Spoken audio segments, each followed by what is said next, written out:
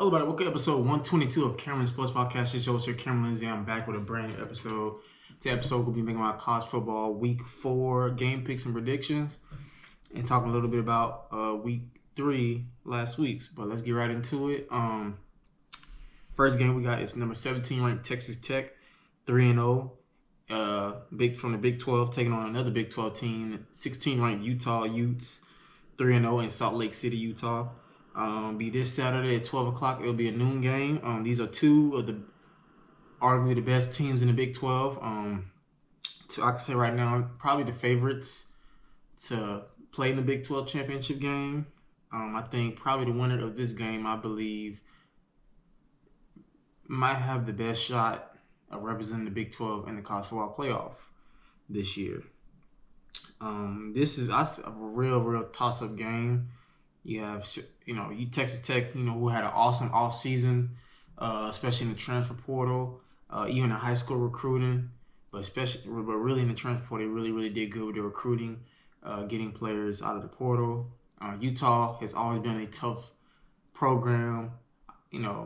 Besides last year, usually every other year they're always playing in a big-time bowl, like the Rose Bowl game, and they have an elite coach on their roster. At their school. Forgot his name, but I'll remember it later. But this is more of a coin flip game, but I'm going to go with Texas Tech. Something just tells me in my gut, I think Texas Tech is going to get the close win over Utah.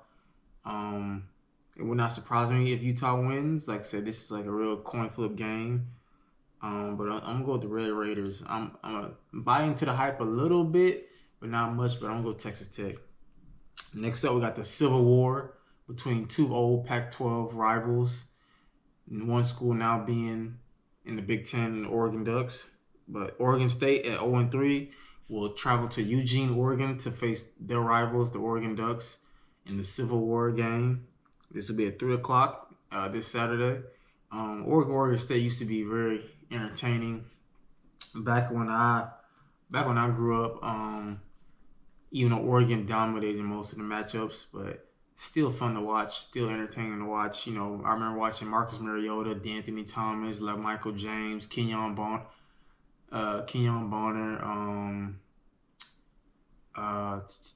What else I'm forgetting? I'm forgetting somebody, but Darren Thomas. A lot of great players that came through Oregon, playing in the Civil War game against Oregon State. But if I was Oregon, I wouldn't take them lightly. I know Oregon State is 0-3, but this is still a Civil War game. This could be Oregon State's basically their early bowl game because they're probably not going to be very good this season. Next year, the Pac-12 will be back. Schools like Texas State, San Diego State, Utah State, Boise State, San Diego State. All them schools right there are joining, the Pac-12, bringing that conference back, and will be into the Power 5. But I'm going to Oregon, of course. It does not take me too long to even think about this pick. I just think they're way too talented. I know they lost a lot, but the way that Dante Moore is playing so far, he's playing really good, like a dark horse Heisman candidate. The freshman 5-star receiver, DeCorian Moore, who's rated the number 1 receiver out of the 2025 recruiting class, he's playing amazing football, which I know he could. And, they needed him to step up, especially with Evan Stewart going down with injury. He's stepping up.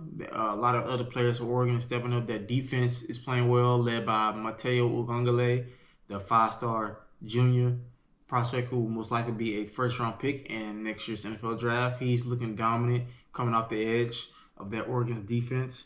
But, of course, Dan Lanning is an elite coach. He's been killing in recruiting.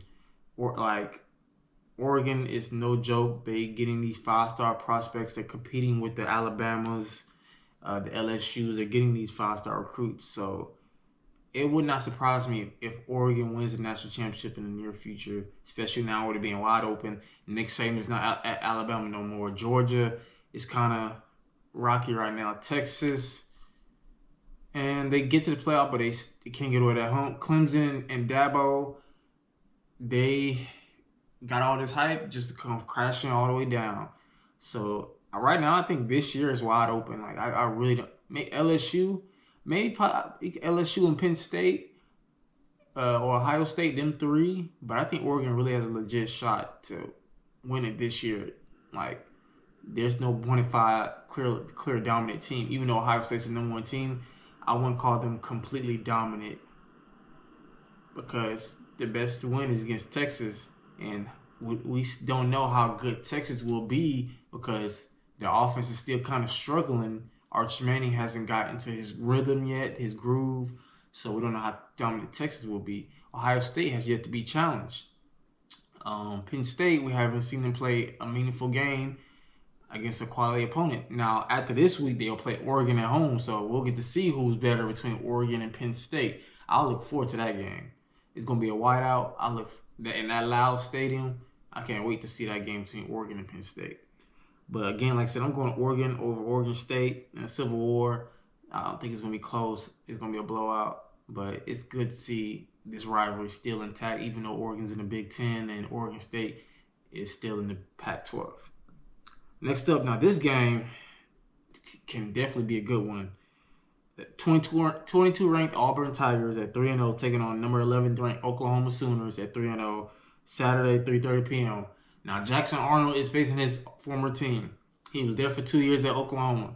Matter of fact, last year in this exact game at Auburn, he played but he got benched. He didn't play the week before he got benched, and the freshman Hawkins played in this game. So Jackson Arnold didn't get to play in this game last year, but now he does. But this time he's at Auburn. Now, granted, he did. All his receivers were hurt, and I still kind of not quite trust him yet. In that Baylor game, he played good on the ground. He ran for over 100 yards, but I think passing wise, he only passed for a little bit over 100. But for Auburn to win this game, you have to get Cam Coleman the ball more. He is a freak of nature. He's a 5-star recruit out here at Central High School. He's a sophomore. He's due for a breakout season. Give him the ball. Get him more involved. You got Eric Stingley. Get him involved too. You got a really good receiving core at Auburn. You got a good Cobb at running back, a really good running back. You got an elite offensive line. You got an elite defensive line. So they gonna have to win the game off all those phases, but especially on offense, Jackson Arnold's gonna have to lean more on his arm in this game, not just his legs. Like I said, Brent Venables is a defensive-minded coach, so he know what Jackson Arnold. Brent Venables and the defensive coordinator know Jackson Arnold, so they know what he can do and what he can't do. So having him at Oklahoma for 2 years, so I think they really got to be careful, not turn the ball over. Jackson Arnold taking any unnecessary hits, but Oklahoma's no joke too. John Mateer, the transfer from Washington State, he's looking amazing. I think he got over 900 passing yards so far this season, so he's looking like a Heisman candidate. And part of me really wants to go Auburn because this can potentially. I think Auburn has a good chance to win this game. It would not shock me if Auburn wins this game, but I think it will be close. But I'm gonna have to go with Oklahoma. I just trust John Mateer more than from what I've seen this season, more than I trust Jackson Arnold still. Like I said, John Mateer is looking like a Heisman candidate, so I'm going to have to go to Oklahoma Sooners in a close one over the Auburn Tigers. As much as I love Cam Coleman's game and hope to have him on the podcast one day, but like I said, he can't throw the ball to himself, so with that being said, I got to go Oklahoma. Next up, this one can be a really good one. Tulane at 3-0 versus number 13 ranked Ole Miss 3-0 Saturday at 3:30. Now, quarterback Trinidad Chambliss, junior college transfer. I think either junior college or he came from D2, a lower ranked school, basically. He will start for Ole Miss again in place of Austin Simmons, who is out with an injured ankle. Trinidad Chambliss had a real good. He shocked me. I thought Ole Miss probably would lose this game to Arkansas, but Chambliss had a real good game. From as I'm looking at my laptop, he went 21-29, 353 yards and a passing touchdown. So he looked amazing against a decent quality SEC team like Arkansas. Now Arkansas is no elite defense team or real school, but it's still an SEC school, and he played amazing in that game. They won 41-35, even without their starting quarterback Austin Simmons. Now, like I said, Tulane is no pushover either. I think Tulane is, I think, argue maybe better than Arkansas, even though they're in the American Conference. Tulane, like I said, I said it before in the past, Tulane has a great program. They have beaten, I seen them a couple years ago, beat Caleb Williams in the New Year's Six Bowl game, the Goodyear Cotton Bowl, beat him in Jerry World where the Cowboys play. Tulane is no joke at all. Heck, a couple weeks ago they beat was it Kansas State? Nah, it was not. It was Northwestern. They beat a Big Ten school at home in Northwestern.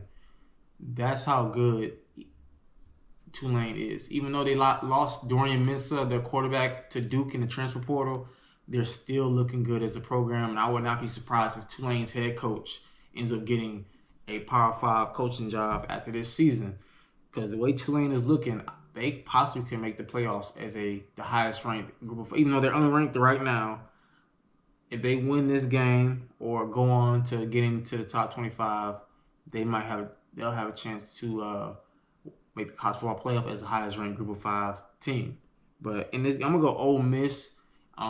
Even though Austin Simmons is not playing this game, Chambers had a great game against Arkansas last week. So I'm sure Lane Kiffin is going to trust him again to throw the ball, open the playbook even more again like he did last week. And Ole Miss is going to run the ball also. He had a good game on the ground too, actually. He had 3 total touchdowns. Chambers, as I'm looking here, he had 15 carries, 62 yards, and 2 rushing touchdowns. So he had 3 total, 1 passing, 2 rushing. So if it was at Tulane, I can see this being a upset alert. But it's on the road at Ole Miss. I'm going to go Ole Miss in a close one over the Tulane Green Wave. Now, next up also, we got Michigan at 2-1 taking on the Nebraska Cornhuskers at 3-0. This will be Sunday, 3:30 p.m. I mean, not Sunday, Saturday, 3:30 p.m. Excuse me. When I did Michigan's schedule, this is one of the games I had them winning. Like I said, I had Michigan going, I think 10-2 or 11-1. Yeah, 10-2. Yeah, I remember now. The only schools I had them losing to were Oklahoma, which I was right about, and Ohio State at the end of the season. So I'm gonna stick to my word, even though Nebraska is looking good. Dylan Raiola is looking good in his second year, his sophomore year at Nebraska. Bryce Underwood still need to get better, things to work on. But Michigan does have a good running back room led by Justice Hayes, the Alabama transfer.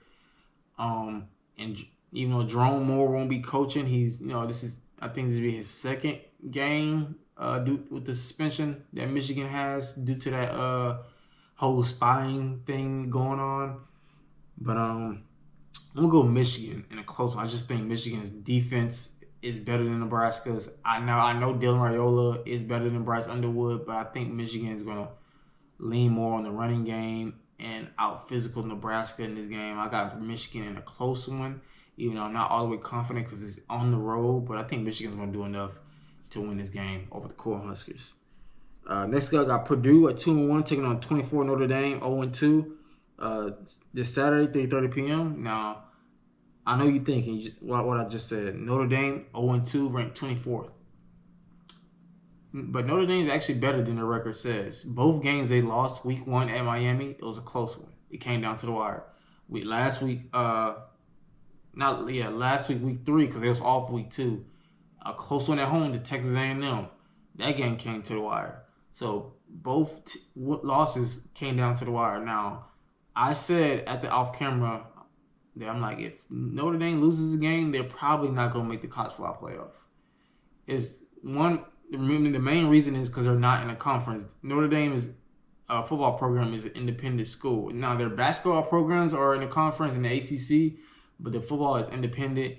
And I just think that with their schedule, with their strength of schedule, it's going to be hard, most likely to get in. Now I think they got a chance to get in, but it's really gonna be hard because looking at the schedule here, the remaining schedule, like I said, Purdue at Arkansas, Boise State, NC State, USC, Boston at Boston College, Navy at home, at Pitt, Syracuse, and Stanford. Purdue is okay so far. Arkansas is okay, but it's still early. Boise State, and they're not looking like the old Boise State last year. NC State's a pretty good, decent team. USC's looking good. Boston College, I don't know yet. Navy, and average. At Pitt, they're okay. Syracuse, they're okay, but not as good right now as they were last year. Stanford is not good at all. So the only way they'll get in, they're gonna have to run the table, win the remaining games, go 10-2, and hope some other teams lose that's ranked above them so they can climb the ladder. That's their best way to get in. Hopefully, if also they better hope that Miami and Texas A&M stay good, both stay good. USC stays good, because that could be a quality win if USC stays good the whole season.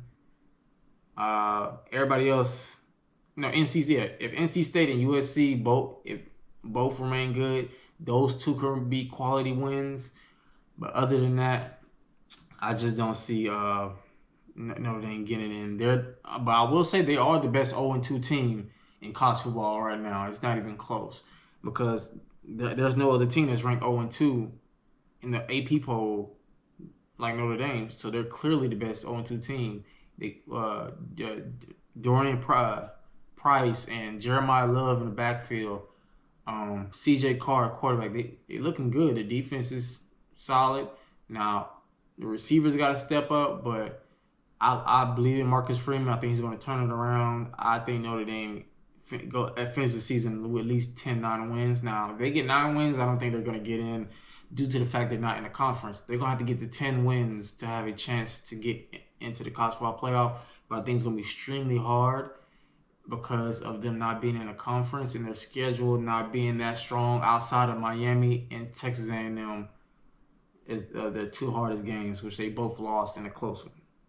But I'm going Notre Dame in this game. I know Purdue is looking pretty solid, but I'm not going to buy into the hype. I think Notre Dame is going to bounce back, lean on the run game with Price and Jeremiah Love, and they're going to run Purdue out of the building. Next up, we got another game.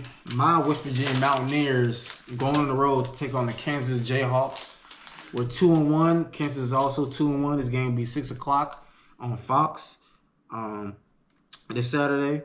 Now, I will say I'm proud of my West Virginia Mountaineers.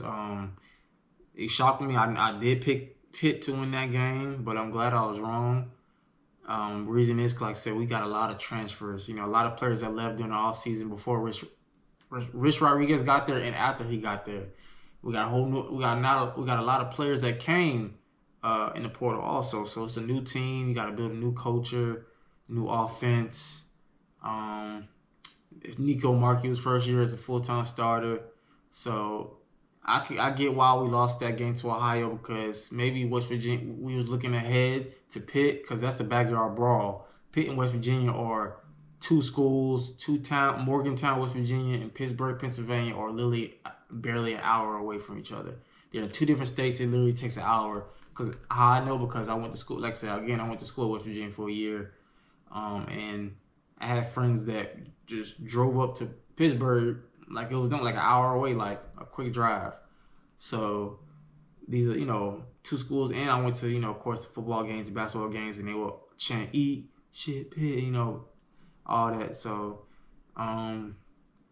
they hate Pitt. I'm sure Pitt hates West Virginia. So I thought, it would be a close game, but I trusted Pitt's offense more than ours. But we stepped up, we kept fighting, and we came back and won the game. I'm happy for them and proud of them for that.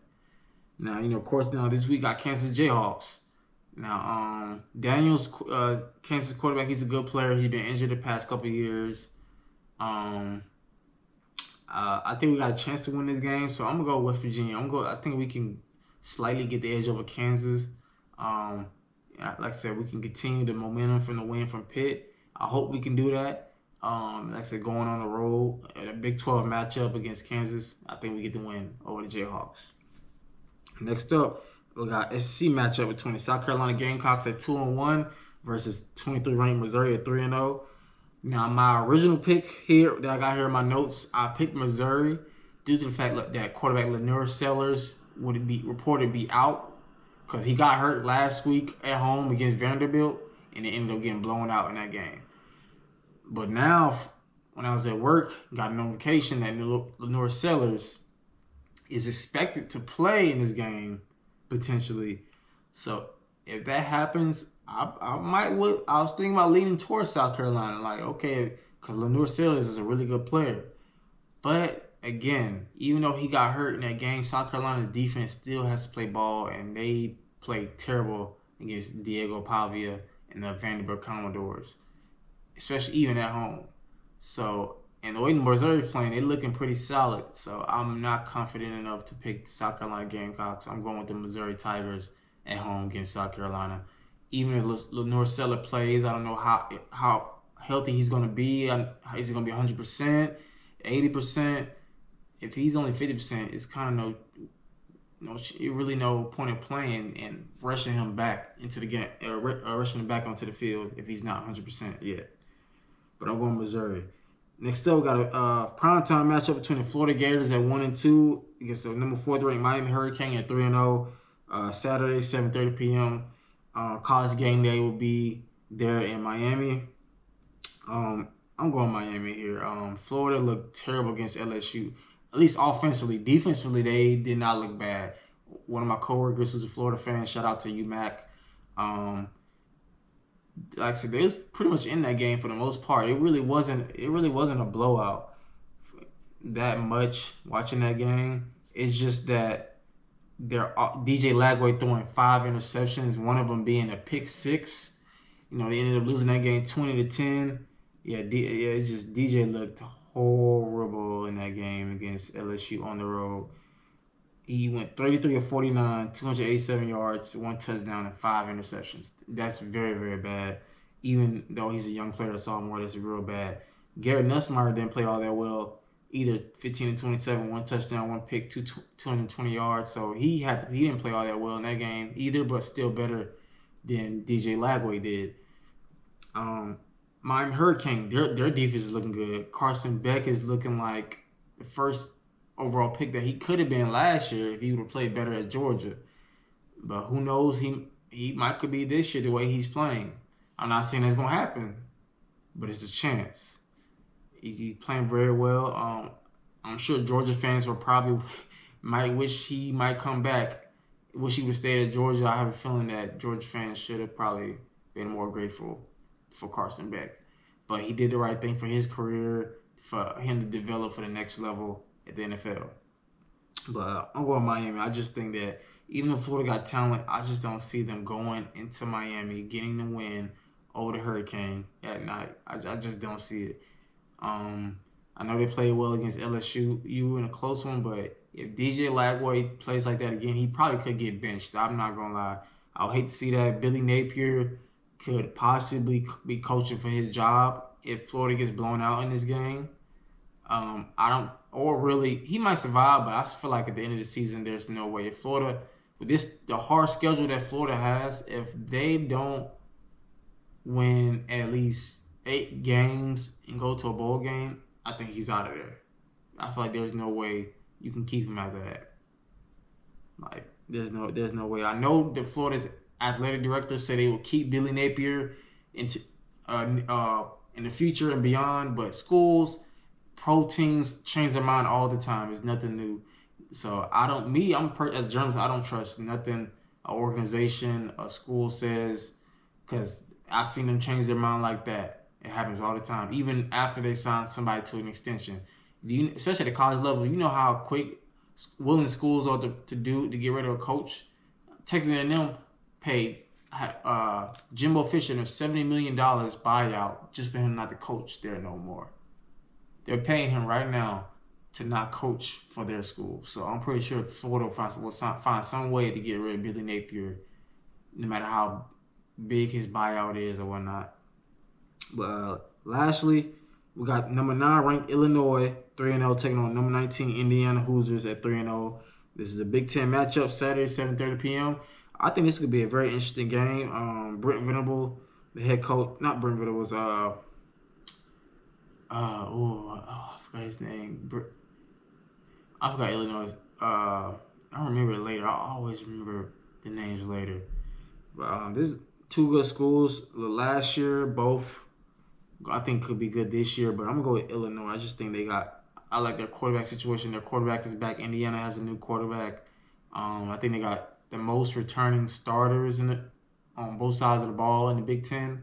From what I saw during fall camp, that the Fighting Illini have the most returning starters in the Big Ten, and with that, experience is the most important thing. Especially for a team at all levels, high school, college, NFL, and I think Illinois is going to get the win and a close one on the road over the Hoosiers. But those are my game picks and predictions. Like I said, I think these are a good slate of games. The games I look forward to the most is Texas Tech, Utah, Auburn, Oklahoma, Tulane, Ole Miss, and of course West Virginia and Kansas, and Illinois, Indiana. Those games right there I look forward to the most. I think could be very good games. I hope very entertaining. I hope you'll be watching live on Saturday, kicked up in your bed or on your couch watching the game like I will be always do. Because, as a journalist, I stay tuned. As not just a journalist, but as a fan, I love watching college football, NFL football, high school football, and talking about it with y'all. But I definitely appreciate you tuning in to your favorite podcast with your favorite host. Click that like and subscribe button if you want to touch down with Cam, and let us continue to grow together. But I'll catch you next time for another episode, and you take care.